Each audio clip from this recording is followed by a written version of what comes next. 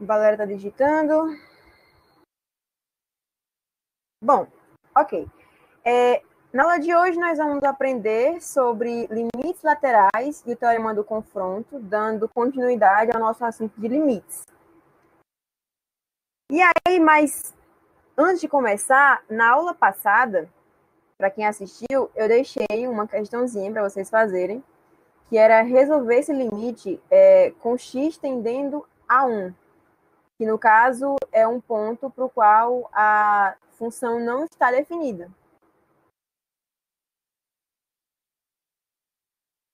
Ok, Valéria. Eu vou tentar fazer você entender a partir do assunto de limites laterais, você vai conseguir entender a definição de limites, tá? Deixa eu continuar aqui. Bom, eu disse para vocês calcularem esse limite no ponto 1, que é um ponto no qual a função não está definida. Então, se vocês observarem, quando eu faço x ao quadrado menos x sobre x menos 1, com x tendendo a 1, aqui embaixo eu vou ter um zero, então eu vou ter uma indeterminação, que a gente chama de indeterminação. Mas isso significa que o meu limite não existe? Não, isso não significa. É daí que surgem as nossas substituições algébricas, de modo que a gente vai trabalhar a nossa função para que ela fique calculável. Então, vamos lá, vamos mexer nessa função. O que a gente pode fazer? A gente pode fazer o nosso x ao quadrado menos x, a gente pode colocar o x em evidência e vai ficar x vezes x menos 1, ok? Sobre x menos 1 também. E aí, o que a gente pode fazer agora? A gente pode cortar esses dois caras e aí vai sobrar o nosso x.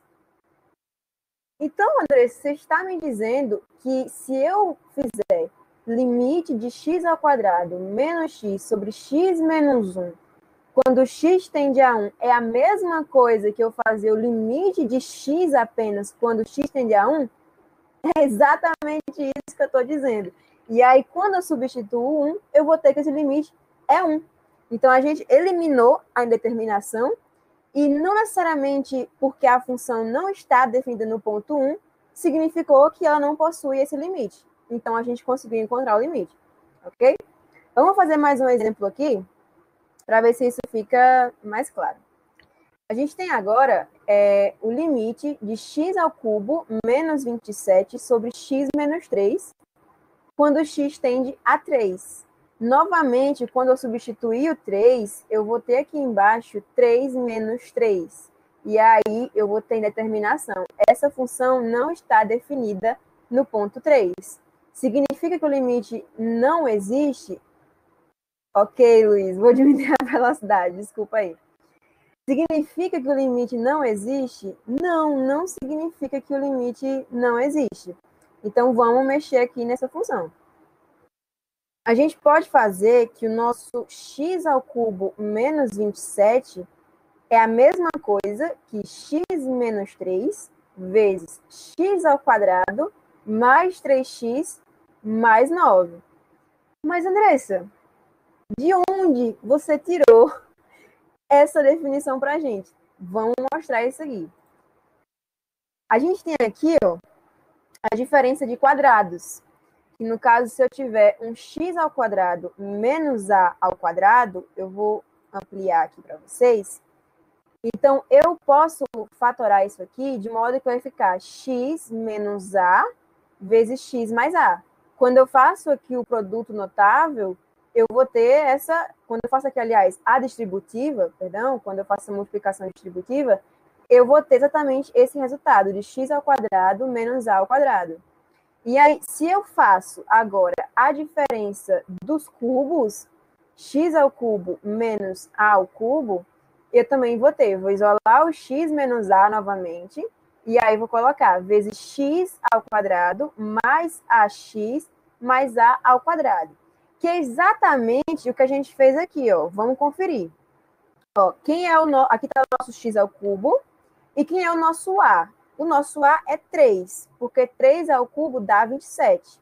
Então, imaginem que aqui eu tenho x ao cubo menos 3 ao cubo.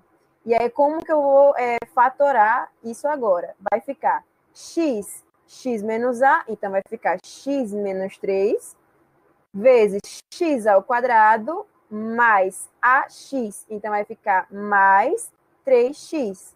E agora, mais a ao quadrado, então vai ficar mais 9. Então, vocês estão vendo que eu não tirei isso do nada. A gente tem aqui agora também a diferença de expoente 4. Então, eu vou ter x à quarta menos a à quarta, e eu vou ter a mesma coisa, segue o mesmo raciocínio. Vai ficar x menos a vezes x ao cubo mais ax ao quadrado mais a ao quadrado x mais a ao cubo. Então, notem que tem um padrão. Então, a gente pode generalizar isso para qualquer valor de expoente. Então, vai ficar da seguinte maneira. Um x elevado a um n qualquer, menos a elevado a esse mesmo n qualquer, eu separo da seguinte forma. X menos o a, vezes o x elevado a n menos 1, vezes a elevado a 0, mais, e assim por diante. Vocês podem seguir essa definição, confere isso aqui que a gente fez, que vai dar certinho, tá? E aí, generalizando isso, a gente disse que essa coisinha aqui é igual a essa coisinha aqui também. A gente tem x menos 3 aqui em cima e tem x menos 3 aqui embaixo. Então, o que a gente pode fazer? A gente pode cortar esses caras. A gente cortou esses caras, sobrou apenas o nosso x ao quadrado mais 3x mais 9. Tá boa a velocidade? Tá dando para entender? Vou tomar como um sim esse silêncio. E aí, a gente tem agora que o nosso limite de x ao cubo menos 27 sobre x menos 3 com x tendendo a 3 é a mesma coisa que eu calcular o limite de x ao quadrado mais 3x mais 9 com x tendendo a 3. Então, a gente eliminou nossa determinação. E agora, basta substituir o valor de x, no caso, e nós vamos encontrar o valor para esse limite sendo igual a 27. Ok? Então, mais uma vez, a função não estava definida no ponto, e mesmo assim a gente encontrou o limite. E agora vamos aqui para uma terceira, só para fixar melhor. A gente tem agora dois polinômios, a divisão de dois polinômios. Limite de x ao quadrado mais 3x menos 10 sobre 3x ao quadrado menos 5x menos 2 com x tendendo a 2. E aí, agora, eu vou mostrar para vocês uma ferramenta que não é a única forma de fazer essa ferramenta, de aplicar essa ferramenta, na verdade, mas é uma delas. O que vocês observam? Quando eu substituo o 2, tanto em cima como embaixo, vai dar 0. Aqui eu vou ter 2 ao quadrado, 4, mais 6, eu vou ter 10, menos 10, eu vou ter 0. Embaixo, eu vou ter 3 vezes 4, vou ter 12, menos 10, menos 12. Então, vou ter 12 menos 12, vou ter 0 também. Como você fatorou? Pronto, eu volto já, tá, Fredson? Para não perder aqui o fio da meada que eu estou seguindo. E aí, se eu tenho um polinômio no qual, quando eu substituo um valor e dá 0, significa que esse valor é raiz desse polinômio. Então, eu vou ter agora que 2 é raiz. O 2 ele é raiz tanto do polinômio de cima, como ele é raiz do polinômio de baixo. Então, nesse caso, eu posso usar agora a ferramenta que eu comentei com vocês, que é a divisão de polinômios. Como é que a gente faz a divisão de polinômios? A gente vai pegar agora o polinômio de cima, do numerador, e aí eu faço o seguinte, o x ao quadrado mais 3x menos 10 dividido por x menos a raiz que eu conheço. Então, eu sei que 2 é a raiz, então vai ficar dividido por x menos 2. Andressa, e se fosse menos 2 o meu valor? Aqui ficaria um mais? Ficaria um mais, porque menos já é da nossa fórmula, tá?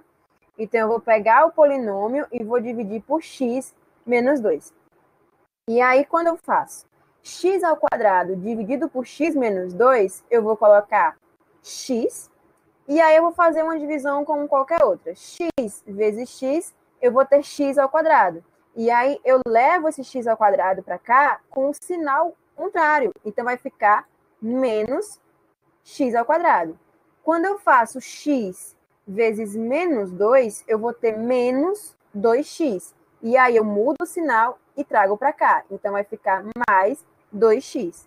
E aí, quando eu realizo essa subtração aqui, eu vou ficar com 5x, tá? Ok? 3x mais 2x, 5x. E vou baixar o menos 10. Então, vai ficar agora 5x menos 10 dividido por x menos 2. E aí, o que eu posso colocar lá? Eu posso colocar mais 5. E aí, quando eu pego esse mais 5, eu multiplico pelo x, vai me dar 5x, e eu trago para cá com o sinal contrário. Então, vai ficar menos 5x. E 5 vezes menos 2, eu vou ter menos 10. Então, eu trago para cá como mais 10. Isso menos isso, 0. Então, encerrei a minha divisão, sem nenhuma sobra. Então, como que eu posso reescrever esse polinômio? Eu vou ter, então, que x ao quadrado mais 3x menos 10 é igual a x menos 2 vezes x mais 5. Então, faz aí, multiplica x menos 2 vezes x mais 5 para ver se a prof aqui não está errando o negócio. E aí, eu vou fazer a mesma coisa para o polinômio do denominador. E aí, eu já tenho aqui prontinho aqui para vocês o nosso 3x ao quadrado menos 5x menos 2 dividido por x menos 2. E aí, vocês conferem aqui essa divisão, tá ok? E aí, eu vou ver que eu posso reescrever esse polinômio como sendo x menos 2 vezes 3x mais 1.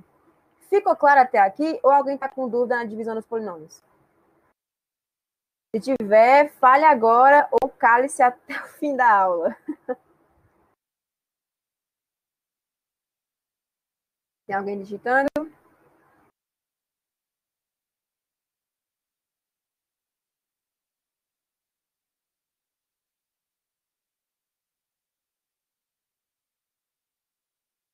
Ah,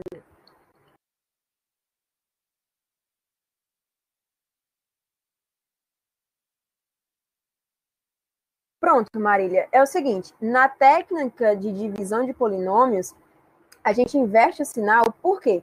Quando você está fazendo uma divisão comum, que você multiplica o carinha aqui e traz para cá, você não tem que subtrair? Você subtrai para poder ver os nossos restos, não é assim?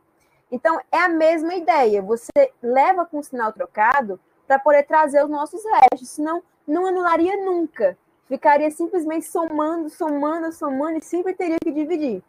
Entende? Então, quando você traz com sinal contrário, você, de certa forma, está anulando e está vendo o que vai sobrando e vai continuar a divisão até não sobrar nada. Chegou no zero, então eu encontrei o meu cara. Então, eu sei que esse cara aqui é igual a multiplicação desses dois. Tá ok, Marília? Pronto, que bom. Então, vamos seguir. A gente já fatorou os nossos polinômios e a gente já pode reescrever. Então, a gente pode reescrever esse limite como sendo quem? Como sendo o limite de x menos 2 vezes x mais 5 sobre x menos 2 vezes 3x mais 1, com x tendendo a 2. Olha só o que nós encontramos aqui. Nós encontramos carinhas que nós podemos cortar. Então, a gente vai cortar o x menos 2 com o x menos 2. E o que vai sobrar? Vai sobrar o nosso limite de x mais 5 sobre 3x mais 1 com x tendendo a 2. E aí, agora, a gente não tem nenhum problema mais. Pode substituir esse 2 e a gente vai encontrar o valor limite como sendo 1. Ok? Então, até aqui, tudo bem. A gente só fez algumas substituições algébricas bem simples. Tem muito mais do que isso. Nós vamos ver nas próximas aulas, ok? E aí, vamos seguir agora para iniciar o nosso assunto de limites laterais. Agora, vamos lá. Eu tenho aqui um gráficozinho. Deixa eu ampliar aqui para vocês. E aí, vamos fazer o que a gente gostou de fazer muito na aula passada, que é fazer retinhas. Então, vamos fazer essas retinhas que a gente gostou muito de fazer. Eu, particularmente, não sei vocês. Então, o que a gente vai fazer? Eu vou pegar um X, um ponto qualquer, muito próximo do meu 3, na vizinhança do meu 3, pelo lado direito dele. E aí vocês estão vendo que a imagem desse ponto está indo para nada mais, nada menos que 3. Agora, se eu pego um outro ponto muito próximo do meu 3, na vizinhança do meu 3, só que agora pelo lado esquerdo do meu 3, para onde que essa imagem está indo? Está indo para menos 1. Não é isso? A gente aprendeu com epsilon e delta na aula passada que quando isso acontecia, significava alguma coisa. E se vocês prestarem atenção na aula, vocês vão dizer o mesmo que eu, que é que o limite não existe. Tá, mas por que você está puxando isso agora, Andressa? Vamos ver. Eu tenho aqui o limite de uma função fx que está dando 3. Quando x tende a 3, agora tem uma informação nova aqui na nossa nomenclatura, que tem esse maisinho aqui. Esse maisinho significa que é x tendendo a 3 pela direita. E aqui embaixo eu tenho um menos. Significa que o x tende a 3 pela esquerda. Então, o que esses limites estão me dizendo? Estão me dizendo que o limite de f de x, quando x tende a 3 pela direita, é igual a 3. E quando o limite dessa mesma função, com x tendendo a 3 pela esquerda, é igual a menos 1. Então, eu estou calculando dois limites, indo para um mesmo ponto, só que por lados diferentes. E quando eu faço isso, está dando valores também diferentes. Isso tem que significar alguma coisa para a gente. Adivinha só, significa muito. Então, o que a gente vai ver agora? Vamos ver a definiçãozinha bonitinha de limites laterais. Isso, Franciele, isso. Parabéns para a Franciele. Vamos ver isso aqui agora que a Franciele falou. Seja f uma função real e a pertencente aos reais, se existem os limites laterais, limite de f de x com x tendendo a pela direita e o limite de f de x com x tendendo a pela esquerda, tal que o limite de f de x com x tendendo a pela direita é igual ao limite de f de x com x tendendo a pela esquerda, e isso tudo é igual a L, então vai existir um limite do meu f de x com x tendendo a apenas, também sendo igual a L. Entenderam? Se não entenderam, Andressa vai traduzir agora. Lembra desse gráficozinho aqui, né, que a gente usou para aprender epsilon e delta? Vamos usar ele aqui agora. Eu não me lembro quem foi que pediu, mas alguém pediu no início da aula para relembrar a definição. E aí vocês vão entender agora bem mais fácil o que a gente estava aprendendo na aula passada. O que acontece? Eu tenho aqui o meu L, certo? Que é o valor do meu limite. E eu tenho novamente a vizinhança dele partindo de L menos epsilon até L mais epsilon. E aqui eu tenho o nosso A, que é o x para qual é o ponto para qual x está tendendo. E a vizinhança desse A, ela parte de A menos delta até A mais delta. Então, o que a gente fazia na semana passada? A gente queria um epsilon maior que zero, de modo que a gente, para todo o epsilon maior que zero, aliás, fosse possível encontrar um delta também maior que zero, que quando eu pegasse um x qualquer aqui na vizinhança do meu A, eu também encontrasse uma imagem para esses pontos aqui na vizinhança do meu L. Se isso acontecesse, o limite estava ok. Se apenas um epsilon não provasse isso, não estava ok. Não era isso? Isso, basicamente, a gente vai ver com limites laterais, que é a mesma coisa. O que a gente fazia? A gente pegava a retinha, que a gente gosta da retinha, e a gente pegava na vizinhança. Repete, pelo amor de Deus. Calma, Valéria, calma. A Andressa embolou um pouquinho mesmo. Vamos lá, preste atenção que você vai entender. A gente pega um pontinho X aqui na vizinhança do A, muito próximo do A, pelo lado esquerdo dele. A gente fazia isso. E aí a gente levava até a curva. A reta tá aparecendo certinho para vocês? Tá, né? A gente levava até a curva. E aí ligava aqui e a gente via... Nossa, mudou a cor, foi sem querer, gente. E a gente via que a imagem desse X estava também na vizinhança do meu L. E quando a gente fazia isso pelo outro lado, pelo lado direito também, a gente pegava aqui um X na vizinhança do meu A, pelo lado direito dele, a gente via que também tinha uma imagem aqui na vizinhança do meu L. Para isso, aliás, para a gente, isso era suficiente para dizer que o limite existia. E realmente é. É justamente isso que limites laterais está explicando. O que está explicando? Se eu tenho um limite de f de x, com x tendendo ao meu A pela esquerda, e ele é igual a L, e quando eu olho pelo outro lado e eu vejo que o limite da minha f de x, quando x tende a pela direita, também é igual a L, então adivinha só qual vai ser o valor do limite da minha f de x quando x tende ao ponto A. Só pode ser L, né? Então é justamente isso. Se os dois limites laterais são iguais, então o limite existe e é igual ao valor dos valores laterais, dos limites laterais. Agora, se o valor dos limites laterais são diferentes, significa que o limite daquela função com x tendendo àquele ponto não existe, ok? Vamos fazer um exemplo, uns exemplozinhos, se vocês vão entender, vai traduzir aqui o que eu estou falando. Melhorou agora, Valéria?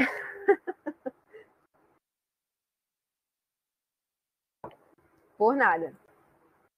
Bom, vamos prosseguir. Vocês lembram desse exemplo? Limite de x mais 1 com x tendendo a 2 é igual a 3. É um exemplo da semana passada. A gente provou esse exemplo através de epsilon e delta. Vamos usar agora limites laterais a nosso favor, porque é muito mais fácil que epsilon e delta.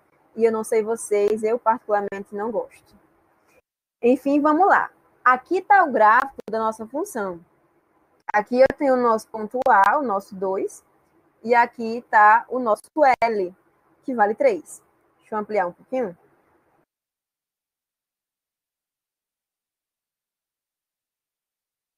E aí nós vamos fazer a coisa que eu mais adoro fazer na aula toda, que é botar as retas. Então vamos lá. A gente vai pegar um ponto X bem próximo do 2 pela direita. Quando eu pego um ponto X bem próximo ao ponto 2 pela direita, eu encontro uma imagem para esse ponto X bem próximo do meu 3, na vizinhança do meu 3. Se eu faço a mesma coisa agora pela esquerda do meu 2, ai meu Deus, aí, eu também encontro uma imagem na vizinhança do meu 3. Então, todos vocês já sabem a resposta disso aqui. Opa, já tinha a setinha, né? Então, se eu pego o limite de x mais 1 com x tendendo a 2 pela direita e ele tende a 2, a 3, aliás, tá ok. Vou olhar agora pela esquerda. Vou fazer o limite de x mais 1 com x tendendo a 2 pela esquerda e adivinha só, vai dar 3 também. Então, o que isso significa para a gente? Que se os dois limites são iguais, então logo essa afirmação aqui está corretíssima. Ficou claro? Espero que sim. Vamos ver agora um exemplo que nega isso tudo. Esse exemplo aqui também é um exemplo da aula passada, é um exemplo conhecido de vocês já. A gente provou por epsilon e delta. E a gente tem o seguinte, que f de x é igual a 1 quando x é maior que 0. Porém, é igual a menos 1 quando x é menor ou igual a 0. Logo, não tem limite quando x tende a 0. Isso está mais do que claro para a gente, né? Então, vamos ver. Aqui eu tenho o nosso ponto 0, ok? E nós vamos fazer a mesma coisa, vamos pegar as retinhas. Então, ele falou o seguinte, quando x é maior que zero, a imagem é 1. Então, eu vou pegar aqui um x pela direita do meu zero. Vocês estão captando essa ideia de direita, de esquerda, do ponto? Pegar pela direita do meu zero. Então, se eu peguei pela direita do meu zero, vai para onde? Vai para 1. Porque todos os pontos x para cá de zero, da direita de zero, são maiores que zero. Então, vai para 1. É o que a nossa função está dizendo. Agora, se eu pegar um ponto x qualquer, aqui na vizinhança do meu zero, pela esquerda, eu vou encontrar uma imagem diferente. Eu vou encontrar a imagem sendo igual a menos 1.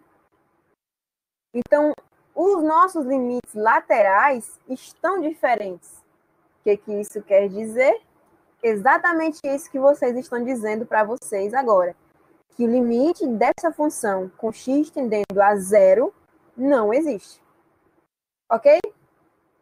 Fechamos?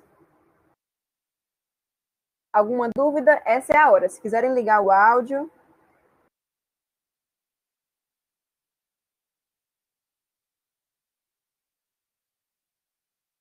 Qual parte, Valéria?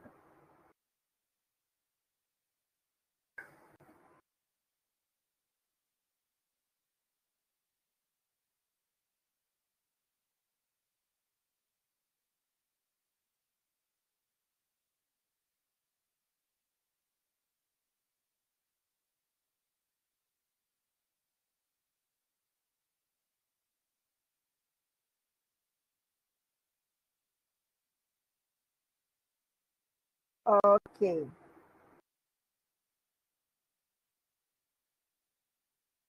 Rui, isso foi uma pergunta? Você está perguntando ou você está afirmando isso?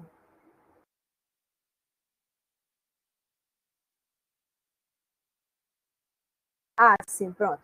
Então vamos lá. Rui, primeiramente, não tem como existir dois limites, tá? Pode existir limites laterais diferentes. Eu acho que você está tendo essa noção de dois limites por causa dos limites laterais.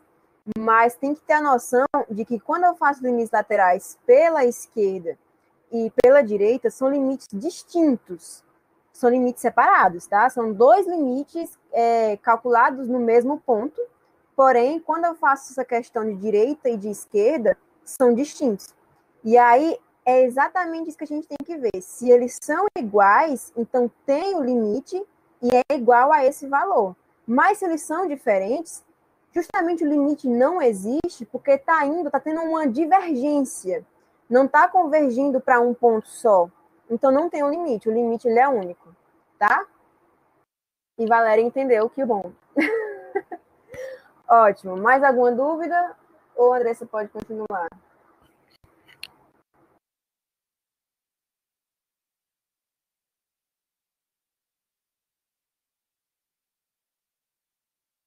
Tem gente digitando. É só aguardar.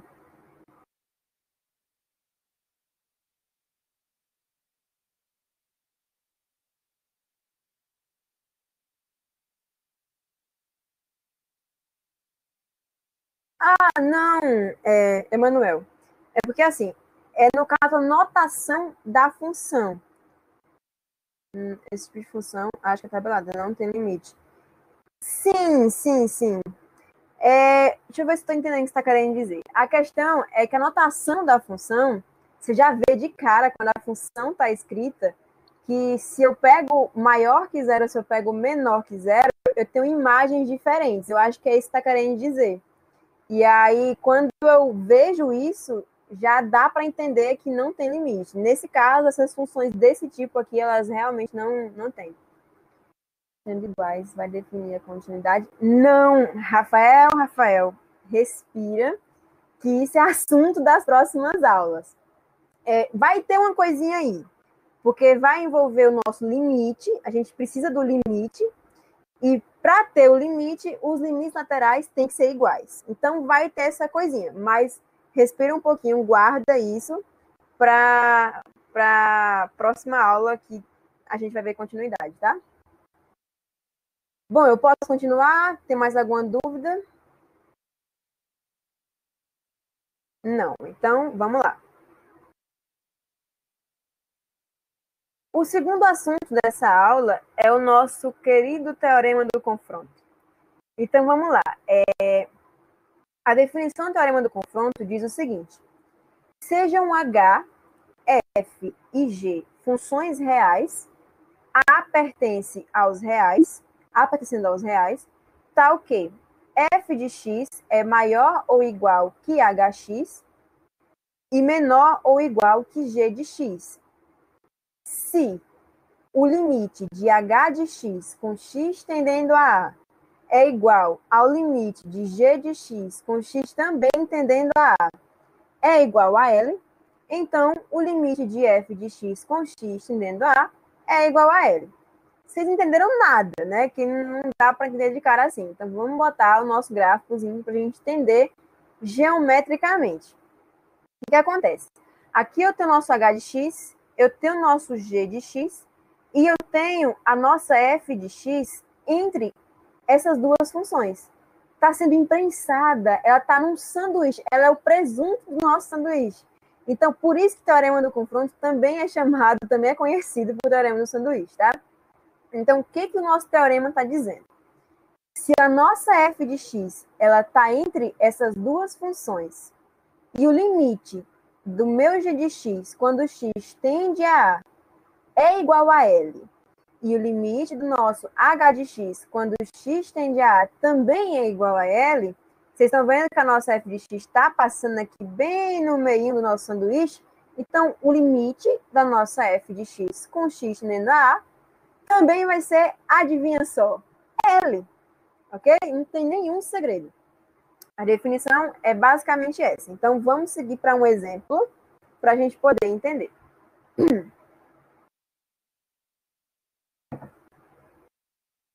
Seja f uma função real definida para todo x diferente de 1, temos f de x maior ou igual que menos x quadrado mais 3x e menor ou igual que x ao quadrado menos 1 sobre x menos 1.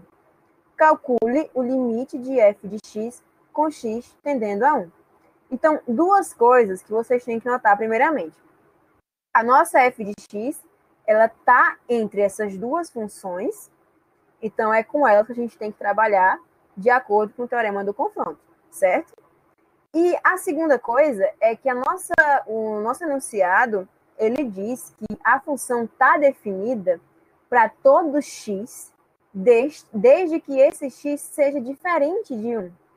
Mas a gente quer o limite justamente, meu Deus do céu, quando o x está tendendo a 1. Então, a função não é definida no ponto. E a gente não sabe que função é essa, simplesmente f de x. Então, como a gente conhece as duas funções que estão imprensando nossa função aqui nesse sanduíche, a gente pode usá-las para poder resolver esse nosso problema. Então, qual a primeira coisa que a gente tem que fazer? Vamos calcular os limites das funções que são os pães do nosso sanduíche, não é mesmo? Então, vamos lá. O limite de menos x ao quadrado mais 3x com x tendendo a 1 é igual, só basta substituir o ponto 1, não tem nenhum problema aqui, vai dar 2, tá? E aí agora vamos calcular o limite dessa função aqui com x tendendo a 1. Notem que a gente tem uma indeterminação aqui, certo? A gente vai substituir o 1 e vai dar 0, porque essa função não está definida para esse ponto. Então, a gente tem que fazer aquelas artimanhas que a gente aprendeu no começo da aula. Vocês lembram que quando a gente tinha um caso de x ao quadrado menos a ao quadrado, bastava fatorar isso da seguinte maneira: x mais 1 vezes x menos 1, que é o nosso a nesse caso. Ok? Nenhum problema aí, né? Sobre x menos 1. E aí a gente corta esses caras aqui, e aí a gente vai ter apenas x mais 1 sobrando. E aí pode substituir 1 à vontade. E olha só, deu 2 também. Então vamos lá. O limite dessa função é 2. O limite dessa função é 2. O que o nosso teorema falava? Que se a nossa função está entre essas duas funções e os limites dessas duas funções são iguais, então o limite da nossa função do meio do sanduíche vai ser a mesma coisa que os outros limites. Então, eu tenho aqui que, pelo teorema do confronto, a gente tem que o limite de f de x, quando x tende a 1, também é 2. Ok? Alguma dúvida até aí? Expliquei rápido. Espero que não.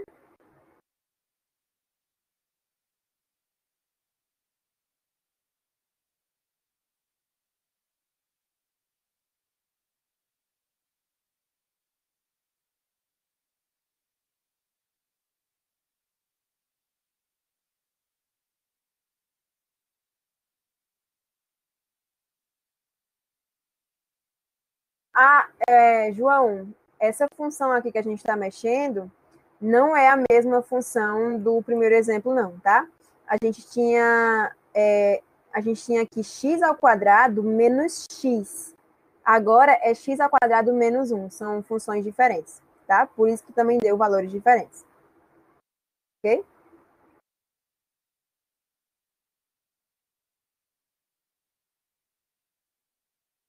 Por nada.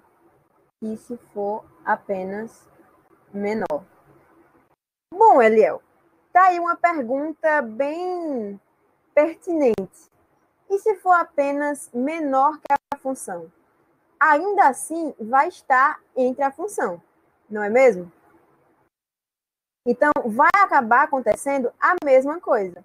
Porque o que a gente queria provar, o que a gente fala do teorema do confronto? É que a nossa função esteja entre as duas funções do nosso sanduíche, não é mesmo? Então, se eu tenho menor ou igual, ou se eu tenho apenas menor, ela ainda vai estar entre as funções. Então, tá ok para a gente. Ok? Pode aplicar o teorema do confronto normalmente. Mais alguma dúvida?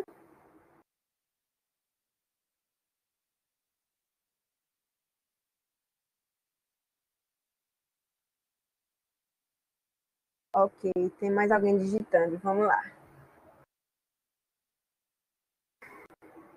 Podem ligar o áudio também, tá, gente? Porque escrever demora um pouco, acaba atrasando mais, segurando mais a hora da gente. Então, se se sentirem mais confortáveis em ligar o áudio, podem ficar à vontade.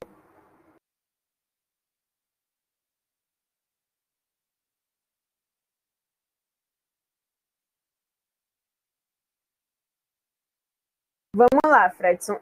Quem você está chamando de g de x? Você chamando de g de x, no caso, uma função do lado do nosso sanduíche, não é a função do meio, não é mesmo? Sendo assim, não vale. Porque o nosso teorema, ele é bem claro. Ele só vai valer num caso isso. Ele só vai valer num caso em que a nossa função está entre as duas funções que nós conhecemos o limite. Se eu tenho uma função de um lado e eu tenho a função do meio, não necessariamente eu posso simplesmente afirmar que a outra função está fechando esse sanduíche. Eu não posso dizer isso, tá? Vou fazer uma comparação aqui bem. Vocês podem ficar à vontade para achar uma piada terrível. Eu vou fazer um sanduíche. Então eu pego um pão, eu abro duas bandas. E aí eu meto um presunto no meio desse sanduíche. Então eu pego o sanduíche, eu sei que o presunto está naquele sanduíche ali. Agora, se eu pego outro sanduíche, mas eu deixo apenas o pão aqui, o presunto em cima, perco outra metade do pão. Eu posso afirmar de qual pão eu estava mexendo? Eu não posso achar a outra metade do pão. Então, basicamente é isso. Eu preciso conhecer as extremidades e afirmar que o meio está correto. Agora, se eu souber o meio e uma extremidade, não posso achar a outra, tá? Desculpem aí, gente, pela piada horrorosa. Vocês não são obrigados a ver uma coisa dessa, tá? Enfim, vamos prosseguir. Alisson, tá na hora de janta já, você tá com fome e a pessoa surge com uma piada dessa falando de sanduíche. É a fome mesmo. Vamos lá. Esse exemplo 4, a gente vai tratar dele com variáveis, tá? Com letras, E ele é basicamente uma consequência do teorema do confronto, uma coisa que vai servir muito para a gente daqui para frente. Sejam f e g funções reais com o mesmo domínio, tais que o limite de f de x, quando x tende a um ponto P, é igual a zero, e o módulo de g de x menor ou igual que m para todo x no domínio, em que m maior que zero é um número real fixo, então m é uma constante, então o limite de f de x vezes g de x, quando x tende ao ponto P, é igual a zero. Então, esse é um exemplo que a gente vai provar a afirmação que o enunciado está nos dizendo. Antes de provar, primeiramente, a gente tem que dizer que não precisa existir o limite da função g. A nossa função g não precisa ter um limite, desde que ela seja limitada, não precisa existir um limite. Então, eu tenho uma função g que não necessariamente o limite existe, é limitada, e eu estou multiplicando por uma função que o limite dela é zero. Então, eu estou afirmando de agora aqui para vocês, com certeza absoluta, que o limite desse produto, com x tendendo a esse mesmo ponto, vai ser também igual a zero. Por quê? Vamos ver agora. Como a gente está trabalhando com o módulo de g de x sendo menor que m, então vamos primeiramente mexer nesse módulo. Vamos colocar então o módulo na multiplicação da nossa f de x com g de x. E aí, o módulo da multiplicação é a mesma coisa que a multiplicação dos módulos, ok?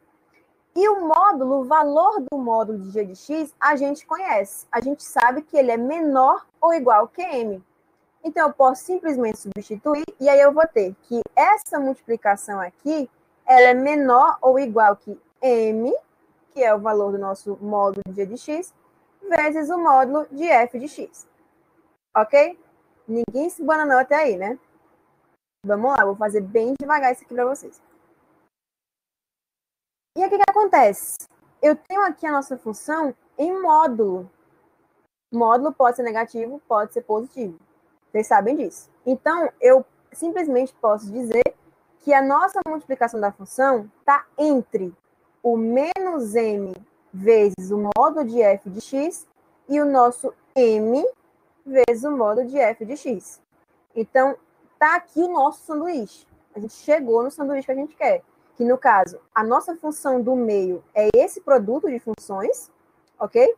Está maior ou igual que essa multiplicação, menor ou igual que essa multiplicação. Beleza até aí, né? Chegamos no nosso sanduíche. Só que a gente sabe, o enunciado falou para a gente que o limite da nossa f de x, quando x tende a um ponto P, é igual a zero. Então, a partir daí, nós vamos ter consequências. Que é o quê? O limite de menos m vezes o módulo de x, quando x tende ao ponto P, é igual a zero. Isso também serve para a parte positiva, no caso, o m positivo. Agora, vamos lá. Quem assistiu à aula passada sabe que nós temos propriedades de limites, não é?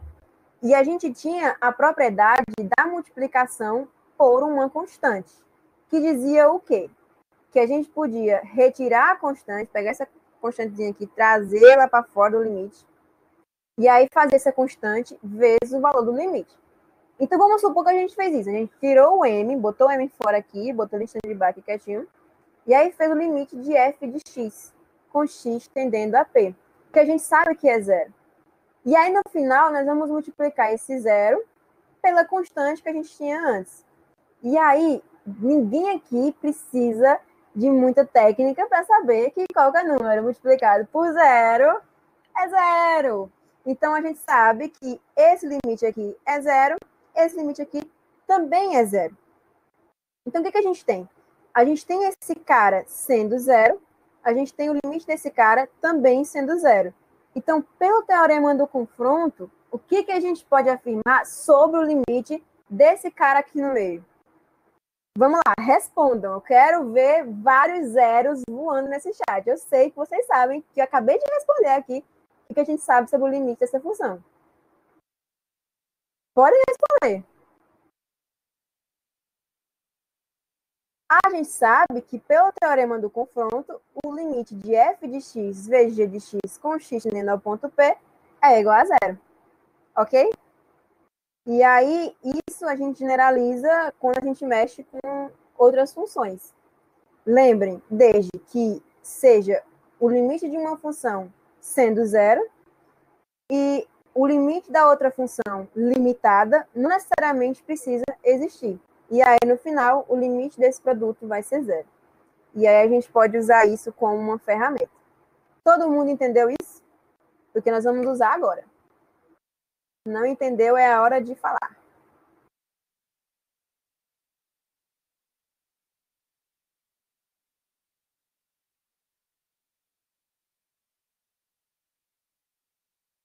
Não? Ah, tem alguém digitando.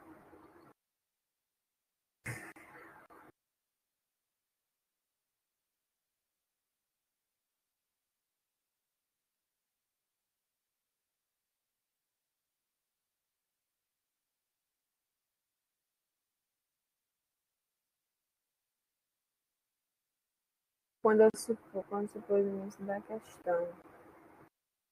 Quando eu supus exatamente que parte, Fredson? Porque, assim, a gente fez afirmações. A gente afirmou que não precisava existir o limite da função g de x. E aí, basicamente, como a gente tem mexido com módulo aqui, pronto, isso mesmo. Essa é uma afirmação do nosso teorema mesmo. Quando a gente está trabalhando nesse caso, nesse exemplo, que é uma consequência do teorema do confronto, mas continue aí, que não sei nem dizer o que... Nossa Senhora do céu. É o seguinte, Fredson, a gente afirma que a função g de x, o limite dela não precisa necessariamente existir para que isso valha, para que isso dê zero, tá? E, Valéria, a gente vai fazer um exemplo agora, aplicando isso, e aí eu espero que esclareça sua mente, tá? Que ninguém vai sair daqui sem ter entendido, não. Então, vamos lá, vamos continuar.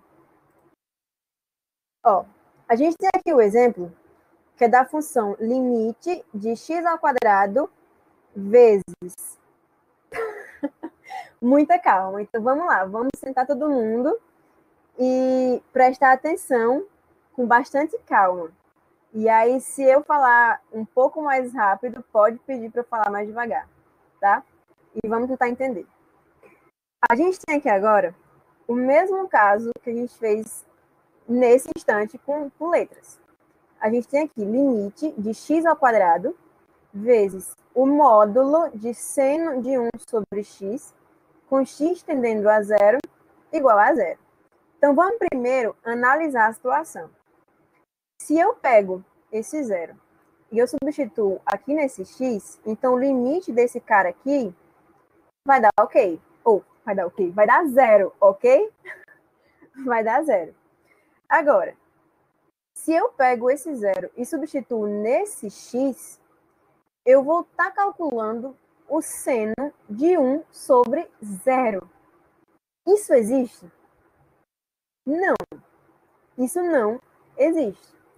Isso significa que o valor no limite desse produto também não existe? Não, isso não significa. Na verdade, tem a resposta que já é enunciada, e eu estou perguntando para vocês como se vocês não estivessem vendo a resposta. Então, o valor do limite dessa multiplicação é zero. Justamente pela ferramenta, pelo exemplo, aliás, que a gente viu agora há pouco. Então, vamos fazer com esse exemplo agora para ver se todo mundo que está retuitando aí, Valéria, todo mundo vai entender. Tá? Então, vamos lá. Primeiramente, esse é o gráfico da nossa função seno de 1 sobre x. Vou ampliar aqui para vocês. Opa! Aí, pronto. Então, esse é o gráfico da função seno de 1 sobre x. Quanto que é o limite de seno de 1 sobre x com x tendendo a zero? Alguém se atreve a me dizer? Vamos lá, participem. Pode responder no chat. Participem. Ninguém se atreve a me dizer, pelo visto. Então, vamos lá. A minha função aqui, vocês conseguem ver pelo gráfico, que ela não está convergindo para ponto L nenhum. Ela está oscilando, ela está assim, ó, entre -1 e 1. Não está convergindo para ponto nenhum, não está indo para canto nenhum, para nenhum ponto. Então, o que está nos dizendo? Está nos dizendo, ai meu Deus, que o limite de seno de 1 sobre x, quando x tende a zero, ele não existe. Ok? Meu Deus do céu. Vocês estão ouvindo um barulhinho de notificação? Ou é só para mim? Não? Ah, graças a Deus, é só para mim, então, esse barulho irritante. Bom, vamos continuar. A gente sabe que o limite de seno de 1 sobre x, quando x tende a zero, ele não existe. A gente já deixou isso fixo, certo? Porque ele está só oscilando aqui entre -1 e 1. Justamente por ele estar oscilando aqui entre -1 e 1, é que agora a gente pode dizer da seguinte maneira. O intervalo em que varia a minha função seno, todo mundo sabe, que é de -1 a 1. Só que aqui nesse caso, nós estamos trabalhando com o módulo da função seno. Então, ele está no intervalo de 0 a 1, ok? Essa função aqui, o seno de 1 sobre x, pode ser maior ou igual que 0 e menor ou igual que 1. Todo mundo entendeu até aqui? Ok. Ai, meu Deus. Agora, vamos lá.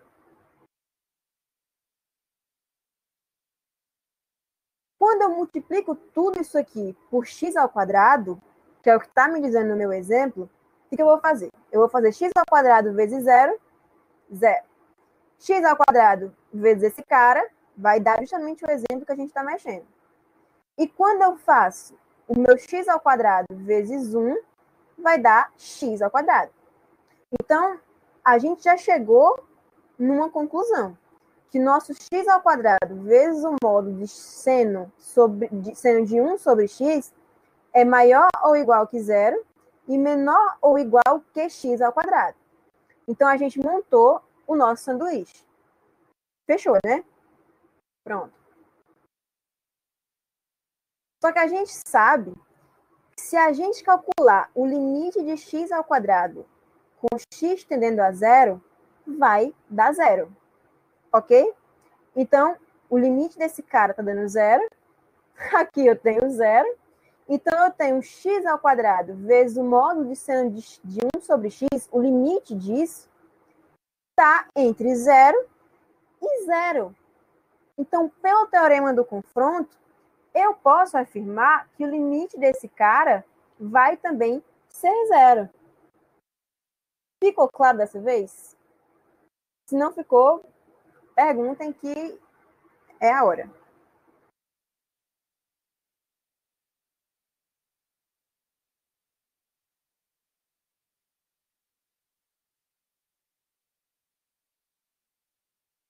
A gente encerrou, Valéria.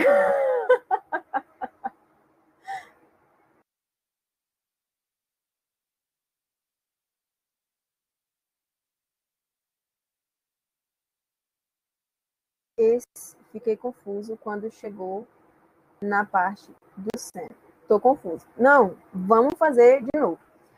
Lembra o que a gente afirmou para fazer aquela consequência? Que o limite da nossa função g de x não necessariamente precisava existir. Não é isso? Então, vamos considerar como se o nosso x ao quadrado fosse a nossa f de x e o nosso módulo de seno de 1 sobre x é a nossa g de x. E aí, o limite da nossa g de x não precisa existir. E a gente afirmou que ela não existe realmente. Só que o limite da nossa f de x está dando 0. E a gente viu pelo nosso exemplo agora há pouco, que quando essa situação, o resultado vai dar 0 também. Então, deu para entender, Eliel, agora?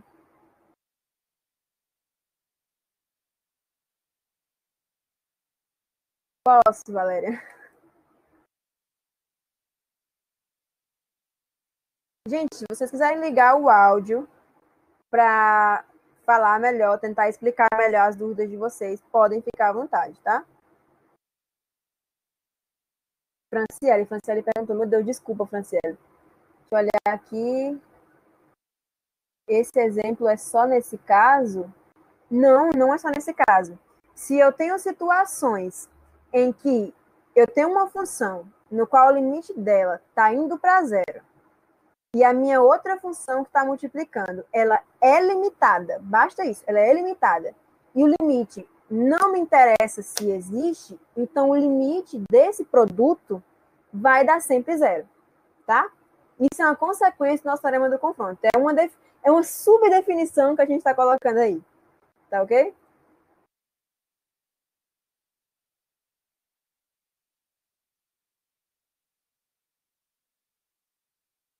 Fechou agora?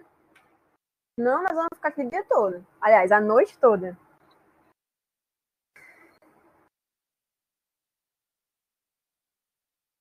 Não? Todo mundo entendeu? Franciele entendeu, Franciele?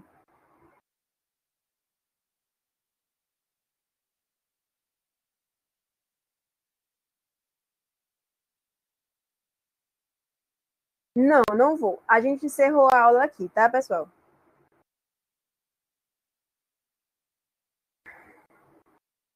Isso, Carlos. Bom, a gente encerrou a aula aqui. Os exemplos acabaram. E se todo mundo tiver entendido e não tiver mais nenhuma dúvida, eu vou finalizar a aula.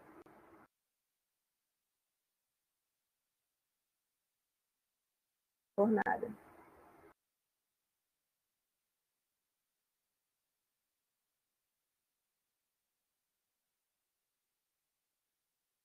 Pronto, Fredson. É o seguinte, eu vou dar um spoiler para vocês da aula da semana que vem. A aula da semana que vem, a gente vai só resolver questões. Só resolver questões. E eu espero que em algumas das questões da semana que vem ajude vocês nisso, tá? Vai ajudar vocês sim. E aí, essa última foi brabinha. Tá, eu entendo. É na próxima quinta-feira, sempre às quintas, 18 horas. E aí, pessoal, peguem esse exercício que Carlos passou aqui. Eu vou ver se eu consigo colocar como nota, que eu não sei como que faz isso. Vou colocar aqui como nota e vocês tentem fazer, tá? Deixa eu ver. Como é que adiciona isso, Jesus? Aí, deu certo. Coloquei, pronto. Então, colocou o exercício aqui como nota e vocês tentem fazer ele para ver se fixou, tá? Deixa eu olhar aqui o chat. Professor, essa é a primeira aula que estou assistindo. A aula passada foi gravada. Então, Franciele, foi gravada, só que a nossa plataforma ela só guarda a aula por até 7 dias. Então, hoje a aula não está mais. Mas aí o professor Carlos, ele gravou a gravação da aula e ele está editando e ele vai colocar, tá? Mas tem um slide da aula passada que está aí, não sei se vocês viram, tá com o nome conceito de limites, propriedades, alguma coisa assim. Vocês podem pegar o slide, tá lá o passo a passo bonitinho das questões para vocês fazerem.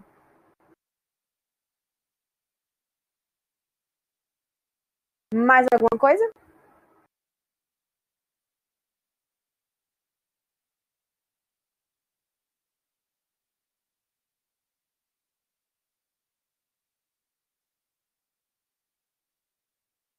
Bom, vou finalizar a gravação aqui.